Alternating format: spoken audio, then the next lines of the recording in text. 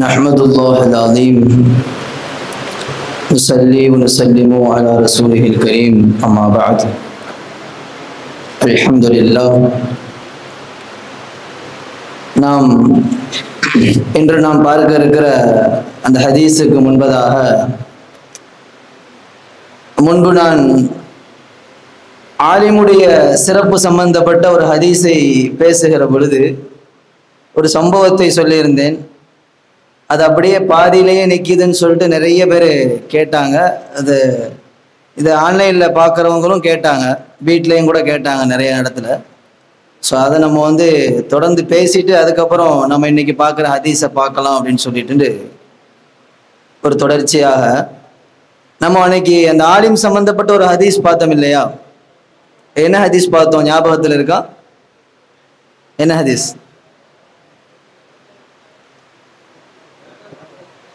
எப்படி?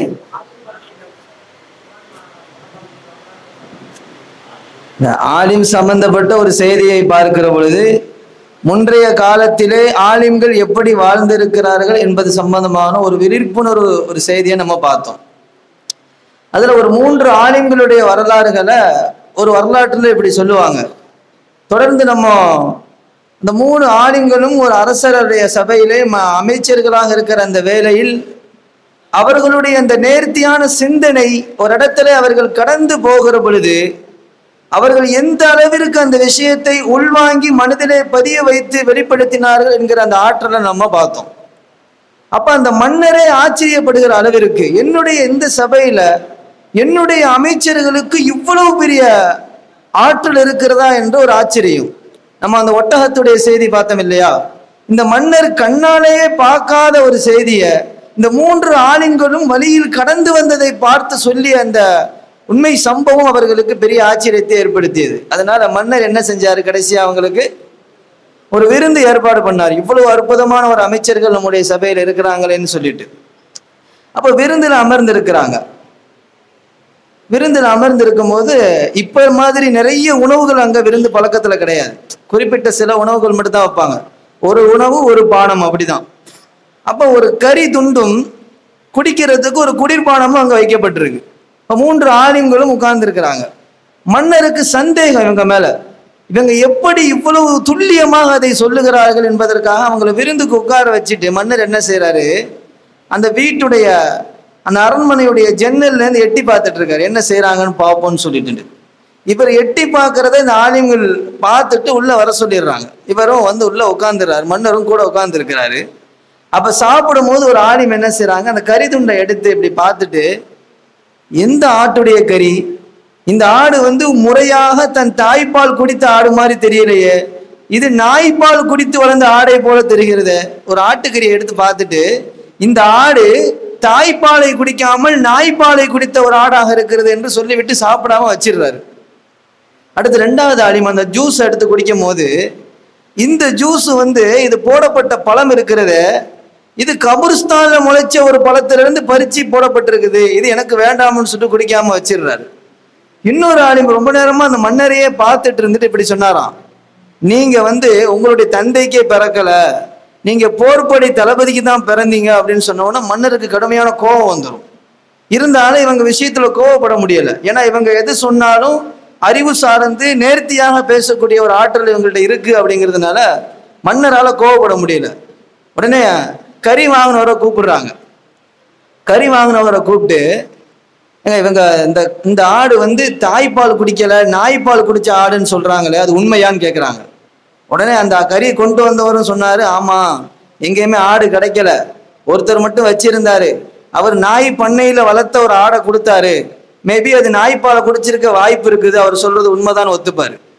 அடுத்து நேரம் 2வது பழத்தை பறிச்சுட்டு வந்தவர்கிட்ட கேட்பாரு, நீ இந்த பழத்தை எங்க பறிச்சேன் என்று கேட்கும் போது, எங்கேயுமே பழ சீசன் இல்லை, நம்முடைய கபுர்ஸ்தான்ல இருந்த பழத்தை தான் நான் பறிச்சேன் என்று அவரும் உண்மையை சொல்லிடுவார்.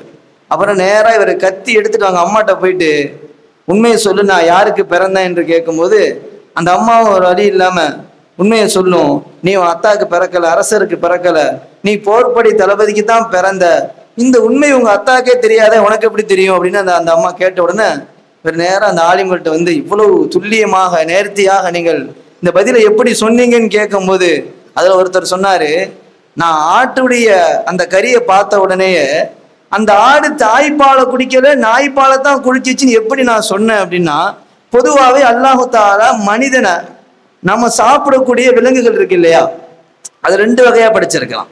ஒண்ணு சாப்பிடுற விலங்குகள், இன்னொன்னு என்னது சாப்பிடப்படாத விலங்குகள். இந்த சாப்பிடுற விலங்குகள்ல ஆடு மாடு இதெல்லாம் ஒட்டகம்லாம் வரும். சாப்பிடப்படாத விலங்குகள் என்ன சொல்லுங்க? நாய் சிங்கம் புலி இதெல்லாம் நம்ம சாப்பிட மாட்டோம். அப்ப அல்லாஹ் மனித அந்த படைப்பை எப்படி படைச்சிருக்கிறான் அப்படின்னா, சாப்பிடப்படக்கூடிய விலங்கினத்துக்கு வந்து முதல்ல எலும்பு, அதுக்கு அடுத்தது கொஞ்சோன்னு கொழுப்பு, அதுக்கு மேல என்னது செதைகளை வச்சு அல்லாஹ் படைச்சிருக்கிறான். சாப்பிடப்படாத சிங்கம் புலி போன்ற படைப்புகளுக்கு எப்படின்னா எலும்பு, அதுக்கு மேல செதை, அதுக்கு மேல என்னது கொழுப்பு, இப்படி நேர்மாற்றமா அல்லாஹ் படைச்சிருக்கலாம். இப்ப நான் சாப்பிட எடுத்த இந்த ஆட்டு கறியுடைய துண்டுல கறிக்கு மேல என்ன இருக்குது? கொழுப்பு அதிகமாக இருக்குது. நான் நினைச்சேன் இது ஆட்டுக்கறி தான், ஆனா எப்படி கறிக்கு மேல கொழுப்பு வந்திருக்கும்? அப்ப இது ஏதோ ஒரு முறை தாண்டி என்ன பண்ணிருக்குது, ஏதோ நடந்திருக்குது. அப்ப இந்த ஊர்ல அதிகமான நாய் புழக்கம் இருக்கிறதுனால இந்த ஆடு கண்டிப்பா நாய் பாலை குடிச்சதுனால இதற்கு என்ன பண்ணிருக்கும், இந்த மாதிரியான உடல் அமைப்பு ஏற்பட்டு இருக்கும் என்று நான் அந்த கணிப்புல சொன்னேன் அப்படின்னு சொல்லுவாரு. இப்ப ரெண்டாவது, நீங்க அந்த பழத்தை வந்து கபர்ஸ்தான்ல முளைச்ச பழம்னு சொன்னீங்களா, எப்படி சொன்னீங்க அப்படின்னு கேட்கும்போது அதற்கு அந்த ஆலிம் விளக்கம் சொல்லுவாங்க. பொதுவாகவே கபர்ஸ்தான்ல வந்து மையத்து அடக்கப்படுது இல்லையா, அந்த மையத்துடைய உடல் மக்கி போகும்போது அல்லாஹ் மனிதனை பற்றி குர்ஆன்ல சொல்லும் போது லக்கத் ஹலக்னல் இன்சான ஃபீ அஹ்ஸனி தக்வீம் என்று சொல்லி காட்டுகின்றான். இந்த அஹ்ஸன் என்கிற அந்த வார்த்தைக்கு தஃப்சீரில் இப்படி விளக்கம் கொடுப்பார்கள். அலத்துன் என்கிற வார்த்தை சுவையான என்ற ஒரு அர்த்தத்தை கொடுப்பாங்க. இப்ப மனிதனுடைய உடல் மக்கி போகும்போது அந்த மண்ணுடைய தன்மை இனிப்பு தன்மையாக மாறும் என்பது ஒரு விதமான அந்த தன்மையுடைய குணம் எப்படி வெளிப்படுகிறது. அப்ப அந்த இடத்துல முளைத்த ஒரு மரத்தால மட்டும்தான் இவ்வளவு இனிப்பை என்ன செய்ய முடியும், கொடுக்க முடியும். ஒரு பழத்துக்கு இருக்கக்கூடிய இயல்பையான இனிப்பை தாண்டி ஒரு கூடுதல் இனிப்பு இருக்கும்போது நான் கணித்து கொண்டேன், இந்த பழம் கண்டிப்பாக ஏதாவது உடல் மக்கிய மண்ணில் முளைக்கப்பட்ட பழமாகத்தான் இருக்கும் என்று நான் உணர்ந்து கொண்டு அப்படி சொன்னேன்னு சொல்லுவாங்க. இப்போ மூணாவது கேட்பாங்க, சரிங்க நான் வந்து என்னுடைய தந்தைக்கு பிறக்கல, போர்படை தளபதிக்கு தான் பிறந்தேன்னு சொன்னீங்களே, அது எப்படி சொன்னீங்கன்னு கேட்கும்போது அது பெரிய விஷயம் இல்லை. பொதுவாக மன்னர்களுக்கு அப்படின்னே ஒரு தனித்தன்மை இருக்கும். யார் நாட்டை ஆள்றாங்களோ அந்த மன்னருடைய நடை உடை பாவனை பார்வை எல்லாம் ஒரு அமைப்புல இருக்கும். ரசூல் ஸல்லல்லாஹு அலைஹி வஸல்லத்துடைய அமைப்பை வாழ்க்கையை நம்ம எடுத்து பார்த்தோம்னா, ரசூல் ஸல்லல்லாஹு அலைஹி வஸல்லம் நடந்து போகும்போது திரும்பி பார்க்க மாட்டாங்க. இப்படி திரும்பி பார்க்குற பழக்கம் ரசூலுல்லாஹ்க்கு கிடையாது. திரும்பி பார்க்கறதுனால அதிகமான சந்தேகங்கள் ஏற்படும்னு சொல்லுவாங்க. ரசூலுல்லாஹ் பூமியில் நடக்கும்போது எப்படி நடப்பாக என்றுனே தனிப்பட்ட ஹதீசுகள் இருக்குது. இவங்க காலை ஊண்டி நடக்கிறதுலையும், போருக்கு முன்னாடி எதிரியை சந்திக்கிறதுல முகத்துக்கு முகம் சந்திக்கிற அந்த திறமை ஒரு அரசர்களுக்கு மட்டுமே இருக்கும். பின்னாடி ஒளிஞ்சி நின்று பார்க்கிற அமைப்புங்கிறது யாருக்கு உண்டானது? அது அரசருக்கான அமைப்பு கிடையாது. அது இந்த தளபதி, இந்த போருக்கு இந்த சுத்தி பார்க்க போகக்கூடிய ஜாசூஸ் போன்ற அமைப்புள்ள உள்ளவங்களுக்கு தான் இந்த எட்டி பார்க்கிற பழக்கம் எல்லாம் இருக்கும். நீங்க எட்டி பார்க்கிற பழக்கம் உங்கள்ட்ட இருக்கும் போதே நான் புரிந்து கொண்டேன், நீங்கள் கண்டிப்பாக ஒரு அரசருடைய வாரிசாக இருப்பதற்கு வாய்ப்பில்லை.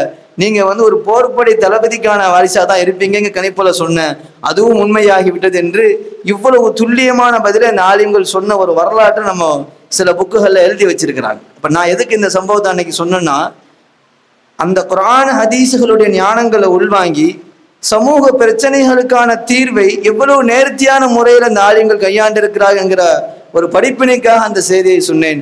நாம இன்னைக்கு பார்க்க போற ஹதீஸ் என்ன அப்படின்னு சொன்னா, பொதுவாகவே நம்ம பெரிய பாவங்கள் நிறைய செஞ்சிருக்க மாட்டோம், அப்படித்தானே? நான் அதை நம்புறேன். நீங்க நம்புறீங்களா? சரி, நான் பெரிய பாவங்கள்லாம் எதுவும் பண்ணல. பெரிய பாவங்கள்லாம் என்னென்ன சொல்லுங்க பார்ப்போம். அஷ்ருக்கு பில்லா, அல்லாஹ்க்கு இணை வைக்கிறது பெரிய பாவம் தானே. நம்ம யாரா பண்ணியிருக்கிறோமா? மறந்தும் கூட நம்ம அதை பண்றதுக்கு நம்ம துணிவதில்லை. கரெக்டா? ரெண்டாவது எப்படி விபச்சாரம், அதுவும் நமக்கு என்னது பெரும்பாலும் அல்லாஹ்வுடைய கிருபையினால நம்முடைய அமைப்புக்கு நம்முடைய அந்த பாதுகாப்புக்கு அது வாய்ப்பில்லை. மது போன்ற பழக்க வழக்கங்களும் நமக்கு அல்லாஹ்வுடைய கிருபையினால வாய்ப்பில்லை. இப்படி பெரும் பெரும் பாவங்கள்ல இருந்து நம்ம அல்லாஹ் பாதுகாத்து ஒரு நல்ல அமைப்புல வச்சிருக்கிறான். ஆனா நம்ம இடத்துல ஏற்படுகிற சின்ன சின்ன பாவங்கள் இருக்கு இல்லையா, நம்ம நிறைய சின்ன பாவங்களை நம்முடைய வாழ்க்கையில செய்யறோம், அப்படித்தானே? இந்த சின்ன பாவங்கள் தானே என்று நம்ம அசால்ட்டா நிறைய பாவங்களை செய்யறோம் இல்லையா? நமக்குத்தான் ரசூலுல்லாஹ் ஒரு எச்சரிக்கையா ஹதீஸ் சொன்னாங்க, வ ஈயாக்கும் வ முஹக்கராத்தித் துனூப், வ ஈயாக்கும் வ முஹக்கராத்தித் துனூப், சின்ன சின்ன பாவங்களை செய்யக்கூடிய உங்களை நான் எச்சரிக்கை செய்கின்றேன்.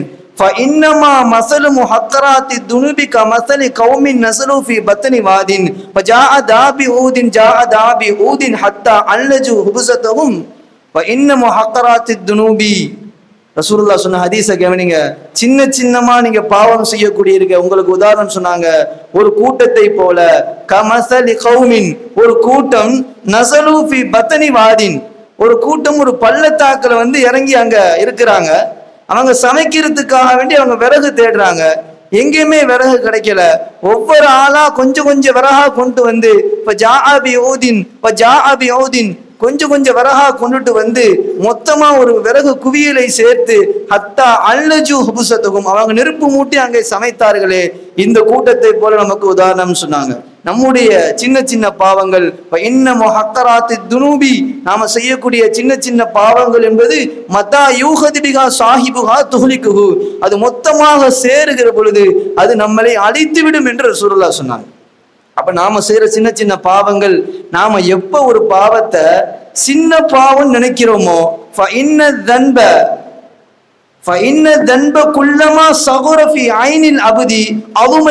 என்று சொல்லுவாங்க. நாம எப்ப ஒரு பாவத்தை சின்ன பாவமா பாக்குறோமோ அப்பதான் அல்லாஹ் அந்த பாவத்தை பெரிய பாவமா பாக்குறான். பெரிய பாவமாக இருந்தாலும் அதை நம்ம ஒரு குற்ற உணர்ச்சியோட செய்கிற போது அல்லாஹ் அதை சின்ன பாவமாக எடுத்துக்கொள்கின்றான். சின்ன பாவமாக இருந்தாலும் ஒரு பொடுபோக்காக அதுல ஒரு அசால்ட்டு தன்மையோடு நாம செய்கிற பொழுது அல்லாஹ்விடத்துல அது பெரிய பாவமாக கணக்கிலே கொள்ளப்படுகிறது. ஆக நாம் வாழுகின்ற காலம் எல்லாம் சின்ன பாவமாக இருந்தாலும் அதிலிருந்து நம்மை தற்காத்து கொண்டு வாழக்கூடிய பாக்கியத்தை அல்லாஹ் நம் அனைவர்களுக்கும் கொடுத்தருள் புரிவானாக. அல்ஹம்துலில்லாஹி ரப்பில் ஆலமீன். அஸ்ஸலாமு அலைக்கும் வரஹ்மத்துல்லாஹி தஆலா.